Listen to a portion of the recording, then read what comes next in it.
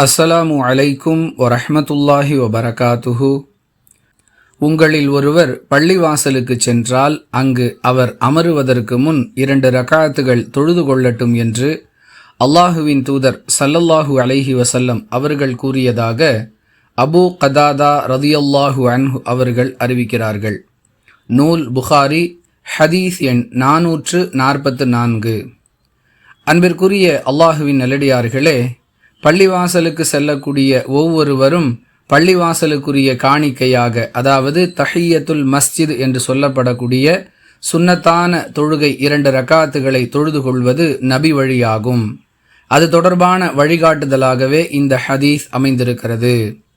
இந்த தொழுகையை பொறுத்தவரை தொழுதால் நன்மை, இல்லை என்றால் குற்றமில்லை. அதாவது சுன்னத்தான அமல். அமருவதற்கு முன் 2 ரக்காத்துகள் தொழுது கொள்ளட்டும் என்று அல்லாஹுடைய தூதர் அவர்கள் கட்டளையிட்டிருப்பதால் ஒருவர் பள்ளிவாசலுக்குள் வரும்பொழுது 2 ரக்காத்துகள் தொழாமல் அங்கு அமருவது பாவம், குற்றம் என்றெல்லாம் பரப்புகிறார்கள்.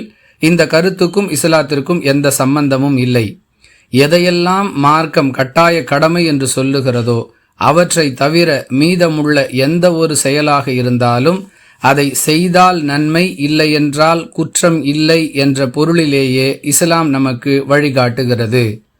இயன்றவரை இதுபோன்ற சுன்னத்துகளை பின்பற்றி நன்மையை பெற முயற்சிப்போம்.